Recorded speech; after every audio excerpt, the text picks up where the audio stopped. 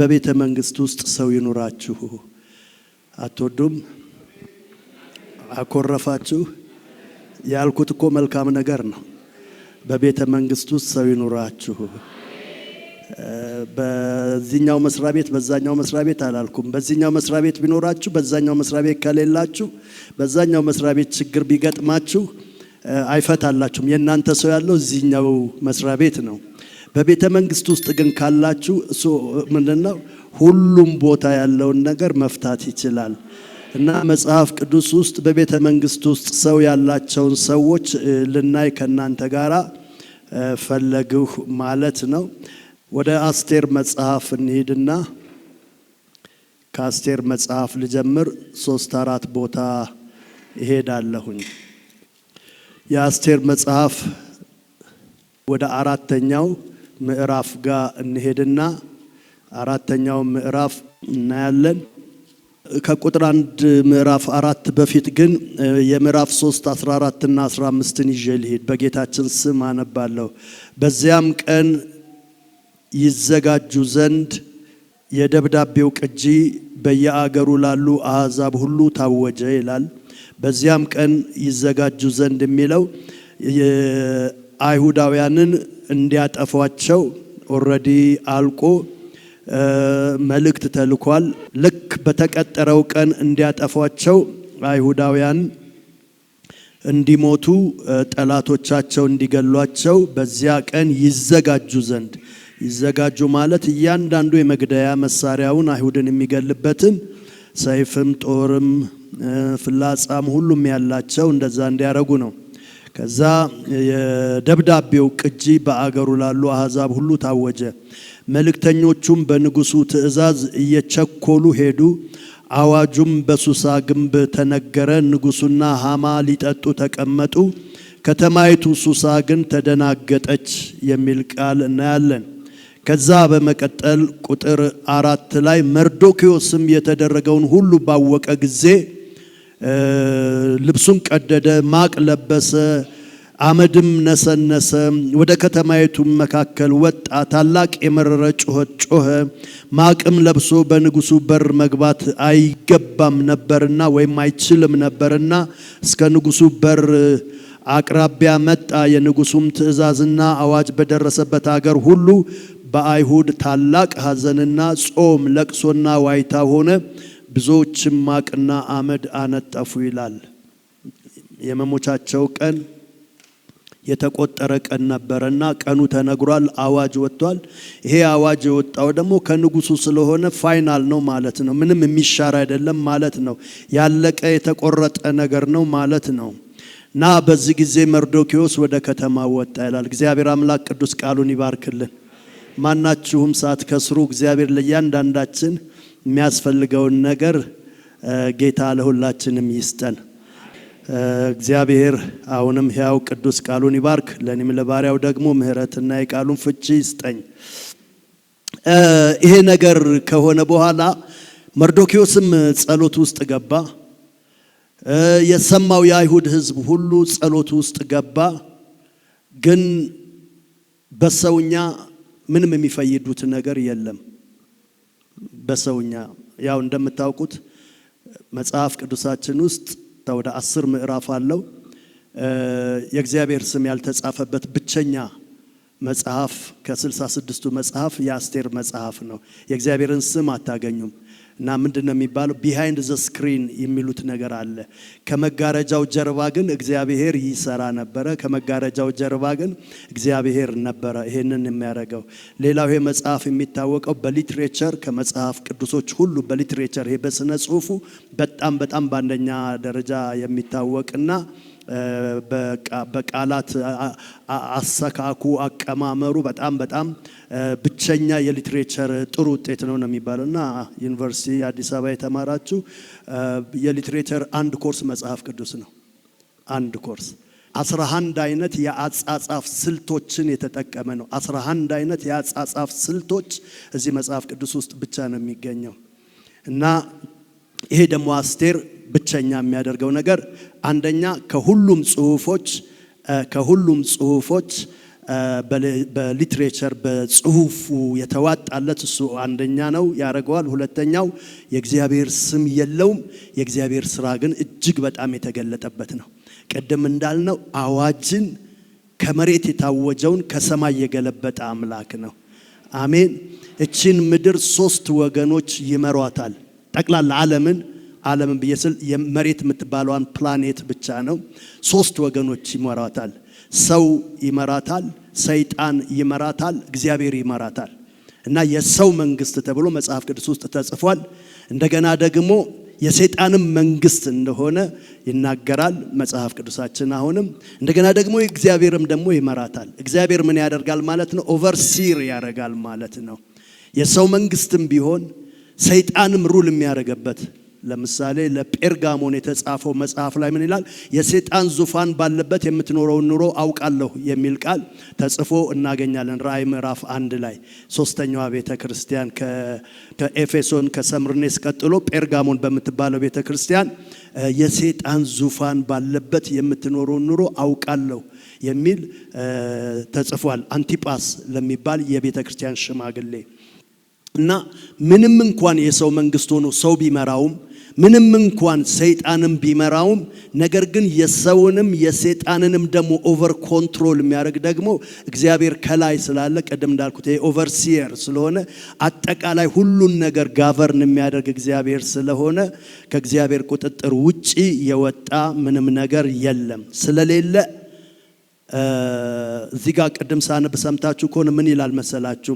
በንጉሱም ትእዛዝ እየቸኮሉ አዋጁን ሊነግሩ በሱሳ ግንብ ተነገረ ሄዱ ይላል። ንጉሱና ሃማ ሊጠጡ ተቀመጡ ይላል። በቃ ኢንጆይ ሊያደርጉ እዛ የሚሆነውን ጽፈው፣ ነገር ግን ከተማይቱ ሱሳ ተደናግጣ ነበረ። አዋጁን የሰሙ ሰዎች አዋጁ ለአንደኛው ወገን ደስታ ሲሰጥ፣ ለአንደኛው ወገን ደግሞ ያውም የህይወት ጥፋት ስለሆነ ትልቅ ድንጋጤ ፈጠረባቸው። ንብረታችሁ ይዘረፋል፣ ከሀገር ትባረራላችሁ አይደለም የተባሉ ትገደላላችሁ። በቃ ንጉስ አዋጅ አውጥቷል። የአይሁድ ዘር የሚባል ሁሉ ይጠፋል ነው የተባሉት። በዚህን ጊዜ መርዶኪዎስ እዚህ ጋር ወደ 5-6 ነገር ነው ያደረገው። አመድ ነሰነሰ፣ ልብሱን ቀደደ፣ ምርር ብሎ አለቀሰ፣ ጮኸ። ወደ ከተማው አደባባይ ወጥቶ በዛ በግንባሩ ወደቀ። አንድ ነገር አደረገ። እንደገና ይሄንን የሰሙ የአይሁድ ደግሞ ወገኖች ሁሉ እነሱም ጾሙ፣ አመድ ነሰነሱ፣ እየጮሁ ጸሎት ውስጥ ገቡ። እነሱም አንድ ነገር አድርጉ። ግን አሁንም ጉልበት የለውም ይሄ ነገር። ስለዚህ መርዶኪዎስ አንድ ነገር አሰበ። ቤተ መንግስት ሰው አለኝ ወይ አለ። ቤተ መንግስት ውስጥ ሰው አለኝ ወይ? ይሄንን ጉዳይ እኛ ብቻ ጮሆን አንችለውም። እኛ ተራ ሰዎች ነን፣ ምርኮኞች ነን። የኛ ጩኸት ምንም ሊያደርግ አይችልም። ሰው እንፈልግ። የት? ቤተ መንግስት ውስጥ። ከዛ ሲያስብ ከወራቶች ይሁን ከአመታቶች በፊት አይታወቅም። ነገር ግን ለካ ቤተ መንግስት ውስጥ ሰው ነበረው። አሳድጎ ለንጉሱ የዳራት አስቴር ነበረች። እና ቤተ መንግስት ውስጥ ይሄ ሰውዬ ሰው ስለነበረው ወዲያውኑ ደብዳቤ ጻፈ። ወዲያውኑ ደብዳቤ ቀኑ ከመድረሱ በፊት ታውጆ የታወጀው አዋጅ ተግባራዊ ከመሆኑ በፊት ደብዳቤ ለአስቴር ጻፈላት። ምን የሚል ጻፈላት? ሰምተሻል አይደለም ይሄ አዋጅ ሲታወጅ? አሁን እዛ ያለው በዓል የምታደርጉት ነገር አይሁዶች ስለሚጠፉ ነው አይደል? ሃማና ንጉሱ እየተደሰቱ ያሉት። አንቺ ታዲያ እዛ ምን ታደርጊያለሽ? ይሄንን አዋጅ ሰምተሽ ወገንሽ ሁሉ ሊጠፋ እንደታወጀበት ሰምተሽ እንዴት ነው ቸል ያልሽው? እንዴት ነው ዝም ያልሽው? ያውም ያለሽው ደግሞ ቤተ መንግስት ውስጥ፣ ያውም የመጨረሻው የንጉስ ቅርብ ሰው አንቺ ነሽ። እኔ ቅርብ አይደለሁም፣ ሌላው ህዝብ ቅርብ አይደለም። ቤተ መንግስት ውስጥ ያለሽ አንቺ ነሽ። እና የንጉሱ ሚስት ስለሆንሽ ቤተ መንግስቱ ስላለሽ በዚህ ጉዳይ ቸል እንዳትይ፣ የራስሽን ሮል ተጫወች፣ የራስሽን ሚና ተጫወች ነው የሚላት። አስቴር በመጀመሪያው ጊዜ ጽሁፍ እንትኑን የመርዶኪዎስን መልእክት እንደሰማች ብዙም እንትን አላለችም። ይልቅ ጨርቅ ልበስና ተነሳ፣ መድንም ተውና ኑር፣ እኔና አንተ መኖር እንችላለን አለችው። እሱ ጠንከር ያለ እንደገና መልእክት ላከባት። ይሄንን ነገር ካላደረግሽ አንቺና ቤትሽ ትጠፋላችሁ። የእግዚአብሔር ህዝብ የአይሁድ ህዝብ ግን አይጠፋም፣ መዳን ከሌላ ቦታ ይሆንለታል አላት። መዳን ከሌላ ቦታ ይሆናል። ብሎ አላት። ከዛ አስቴርን ቀሰቀሳት። አሁን በቤተ መንግስት ውስጥ ያለችዋ አስቴር የንጉስ የቅርብ ሰው የሆነችው ጾም ጸሎት አወጀች። በእድሜዋ ምናልባት የመጀመሪያ ጊዜ ንግስት ጾም ጸሎት ስታወጅ ደንገጡሮቿን ሁሉ ይዛ የሷ የሆኑትን ባለሟሎች ወይም አሽከሮች ገረዶች ይዛ ጾም ጸሎት አወጀች። በጣም የሚገርም ጠንካራ ውሳኔም በራሷ ላይ ወሰነች። ብጠፋም ልጥፋ፣ ወደ ንጉሱ ገባለሁ፣ ይሄንን ጉዳይ በፊቱ እግዚአብሔር ሞገስ ከሰጠኝ አስገለብጣለሁ አለች። አስገለብጣለሁ። እውነትም ዘራይት ፐርሰን እኔ ነኝ፣ ለዚህ ጉዳይ ትክክለኛው ሰው፣ የንጉሱ ቅርብ፣ ግዴላችሁም ስሙ፣ የንጉሱ ቅርብ እኔ ነኝ አለች። ይሄን አይደለም ልሰብካችሁ የምፈልገው፣ ቢሆንም ግን ከዚህ መነሳት ነው የምፈልገው። በንጉሱ ቤት ያለ ሰው ምን ያህል ተደማጭና ነገርን መቀልበስ፣ መቀየር፣ መለወጥ እንደሚችል ላሳያችሁ ነው። እዚህ ጋር ይሄን ላብቃ። ሌላ በንጉስ ቤት ሰው ያለውን ሰው እንፈልግ። ዳዊት በንጉስ ቤት ሰው ነበረው። ማን? ዮናታን፣ የንጉሱ ልጅ። ስለዚህ የንጉሱ ልጅ በጣም ለንጉሱ ሳኦል እንደውም ሁለተኛ ንጉስ ነው ወይም ልዑል ነው፣ የአባቱን ዙፋን የሚተካ ነው ዮናታን የንጉስ ሳኦል ልጅ። ነገር ግን እግዚአብሔር ሊመጣ ያለውን ነገር አውቆ እዚህም አስቴር ጋር ሊመጣ ያለውን ነገር አውቆ ወደፊት እግዚአብሔር ነገን የሚያውቅ አምላክ የአይሁድ ዘር የሆነችዋን ሐዳስ ነው ትክክለኛ ስሟ፣ አስቴር አይደለም። ሐዳስን የታስገብቷት ነበረ፣ በንጉሱ ቤት አስቀምጧት ነበር፣ ለምክንያት አስቀምጧት ነበረ። እንደገና ዮናታንም ደግሞ የንጉሱ ልጅ ሆኖ ብዙ አክሰስ ያለው ከንጉሱ ባላነሰ አክት ሊያደርግ የሚችለውንም ሰው እንደዚሁ በንጉሱ ቤት ውስጥ የነበረ ልጅ ወይም ተከታይ ንጉስ ሊሆን የሚችል ነበር ዮናታን። አንድ ቀን በዮናታንና በዳዊት ጨዋታ መካከል አንድ የሆነ ነገር እግዚአብሔር በስውር አደረገ። ምን አደረገ? የዮናታን ነፍስ በዳዊት ነፍስ እንድትታሰር አደረገ። ተማማሉ፣ እዛ ቦታ ላይ ተማማሉ። ባንተ በሆነው ነገር አንገቴን እሰጣለሁ እንደማለት ዮናታን ማለለት ለዳዊት፣ ዳዊትም ለዮናታን ማለለት። ኪዳን ፈጸሙ። ይህንን ካደረጉ በኋላ ዳዊትና ሳኦል ንጉሱ ሳኦል መጣጣም አቃታቸው። ኢንፋክት ያጣሏቸው ምእመኖቻቸው ናቸው። በጦር ሜዳ ያው ሳኦል አልቻለም። ዳዊት በድንገት መጣ።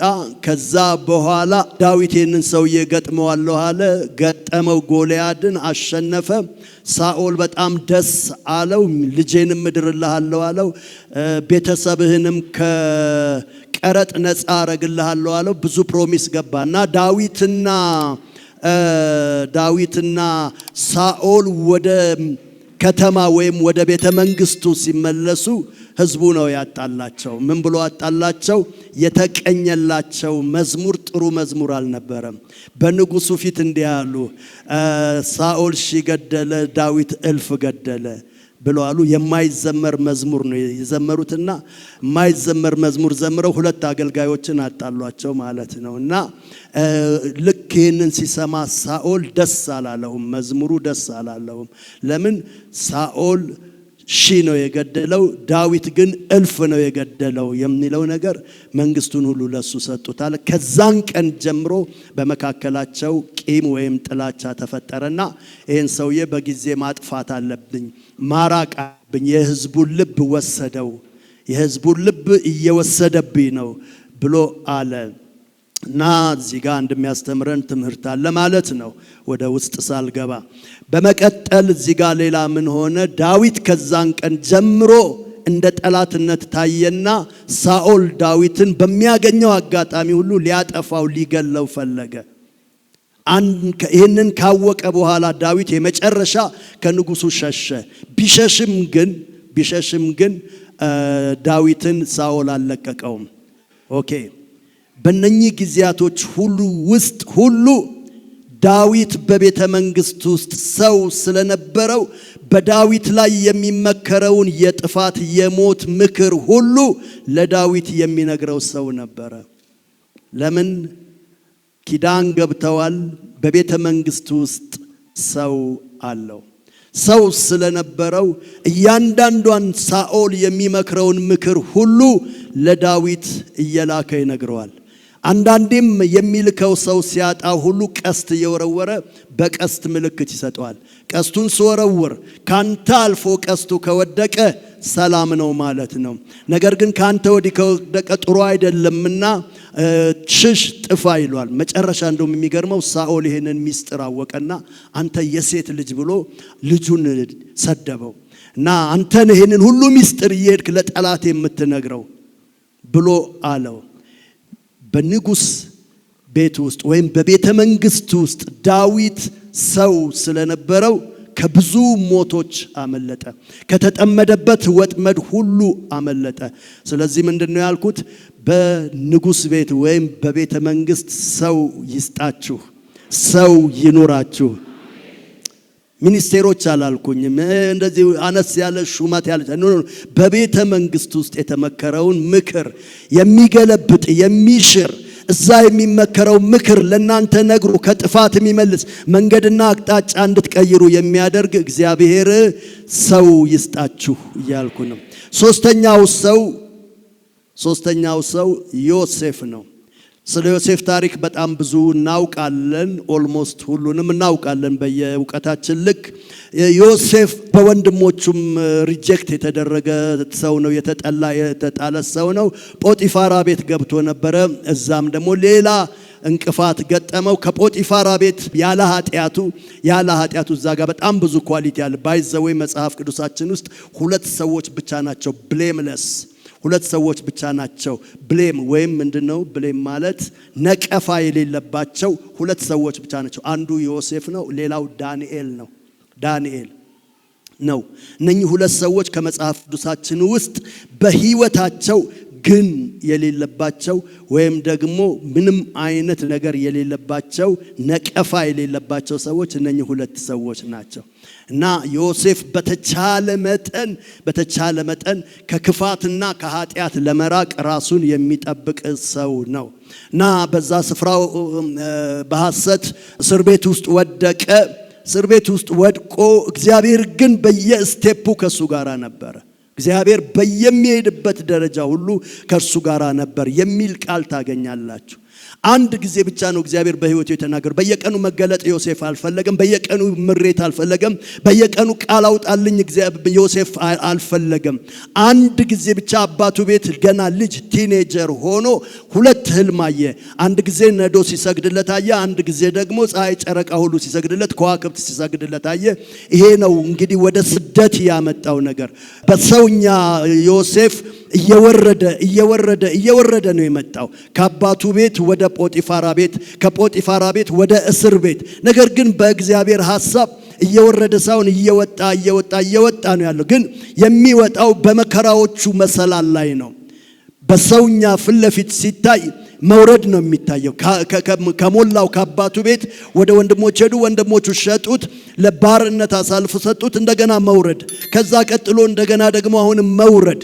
ነገር ግን ለካ ለእግዚአብሔር በጣም እየቀረበ የመጣበት ወይም ለራእዩ ፍጻሜ እየቀረበበት የመጣ ጊዜ ነበረ እና እዛ እስር ቤት ውስጥ የፈርዖን የንጉሱ ባለሟሎች ሁለት ሰዎች ታስረው መጡ። ወይም ደግሞ መንግስት ሊትገለብጡ ነው ተብለው መጡ። አንዱ የእንጀራ አባዢው ነው፣ አንዱ የጠጅ አሳላፊው አለቃ የሆኑ ሰዎች ናቸው።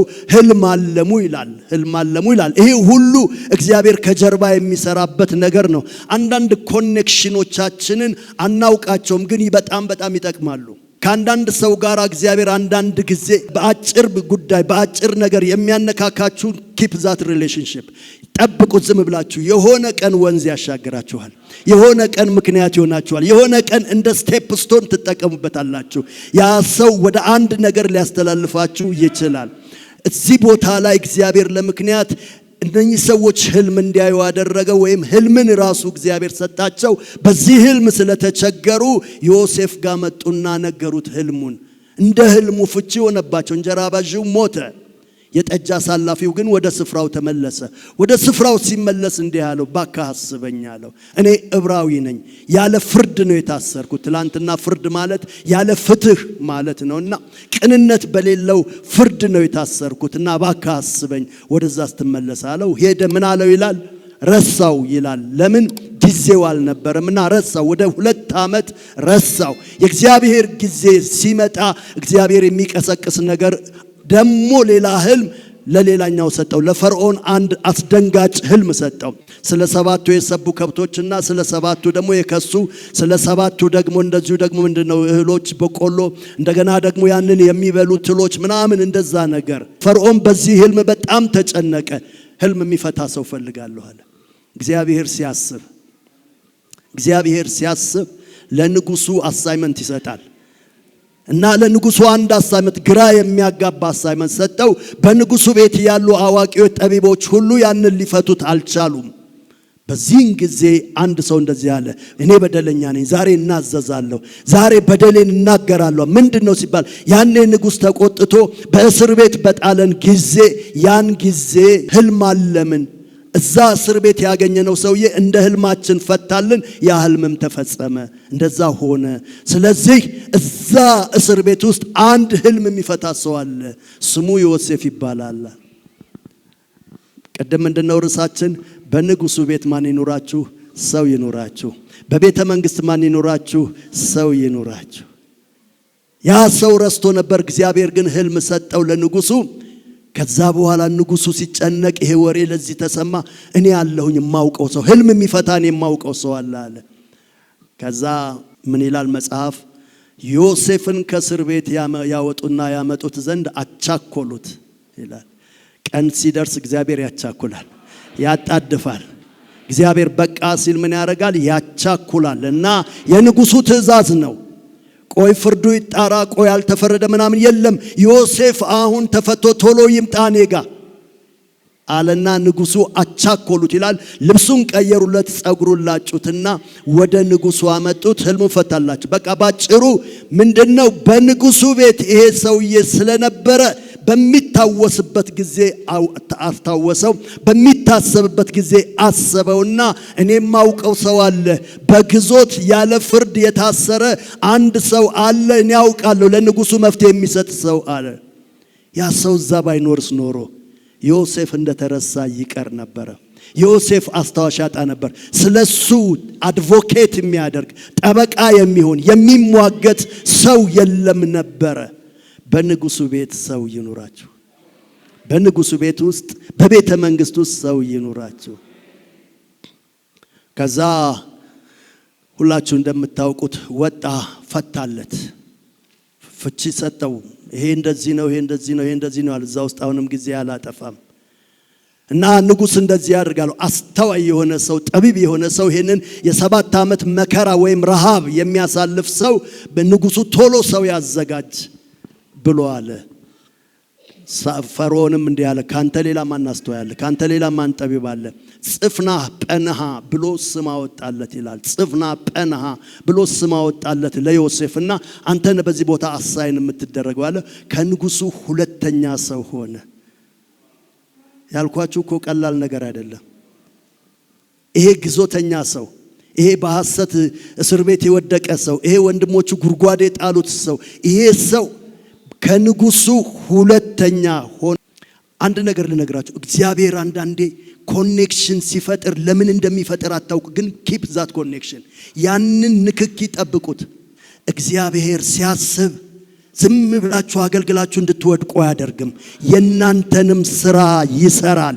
እግዚአብሔር አንዳንዴ ሆን ብሎ የሰውን ጉዳይ በእናንተ አፍ በእናንተ እጅ ቋጠሮ እንዲፈታ ያደርጋል። በዛ ውስጥ እግዚአብሔር ጉብኝት ለእናንተ ያመጣል። ዮሴፍ ህልም ሊፈታ ነው ሄደው። ለካ የሱ ህልም ብቻ ሳይሆን የንጉሱ የሱም ህልም ነው የተፈታው። ለዚህ ጌታ ክብር አምጡልኝ ባካችሁ።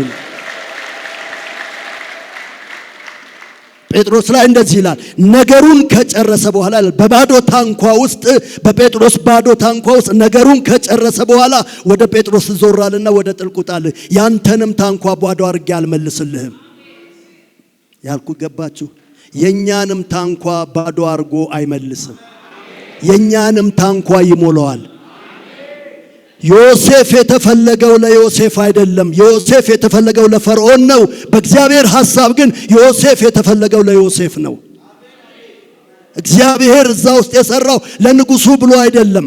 እዛው ውስጥ በቤተ መንግስቱ ሰው የሌለው ሰው ነበረ። በምክንያት ዮሴፍን አመጣና ቤተ መንግስት ሁለተኛ የፈርዖን ሰው አረገው። እኔና እናንተም በአብ ጋር ሰው አለን፣ እሱም ኢየሱስ ክርስቶስ ይባላል። ሃሌሉያ!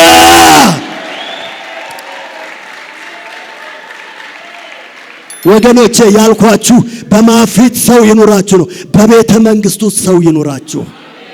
በንጉሱ ዘንድ ሰው ይኑራችሁ። ዮናታን ለዳዊት ሰው ሆነለት። ለምን?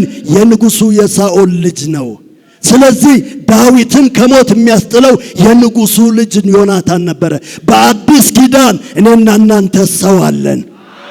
የእግዚአብሔርን ቁጣ የመለሰልን፣ ሞታችንን የሞተልን ኢየሱስ። ኧረ ሃሌሉያ!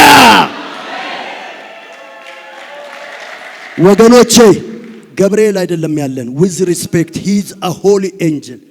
ሚካኤል አይደለም። እሱ ኢየሱስ ያለውን የሚያክል አክሰስ የለውም። ገብርኤል የለውም፣ ሚካኤል የለውም፣ መላእክታት የለውም። ግን ያ አክሰስ ያለው መተካከልን እንደመቀማት ያልቆጠረው ከአብ ጋራ እኩል የሆነው ኢየሱስ ለኔ ለናንተ አለን። ይህን ቃል ተናግሬ ልጨርስ። እንደዚህ ይላል፣ ልጆቼ ሆይ ኃጢአትን እንዳትሰሩ ይህንን እጽፍላችኋለሁ። ኃጢአትን ግን ብትሰሩ ከአብ ዘንድ ጠበቃ አለን፣ እሱም ክርስቶስ ኢየሱስ ነው። ደስ ያለው ለዚህ ጌታ ክብር ያመጣል። ሃሌሉያ! ሰው አለን፣ ሰው አለን፣ ሰው አለን። ያውም ከሱ በላይ ሰው የሌለ ኢየሱስ ክርስቶስ የኔና የናንተን ሥጋ የለበሰ። እሱ ባይኖር ኖሮ የዘላለም ፍርድ በእኛ ላይ በጸና ነበረ።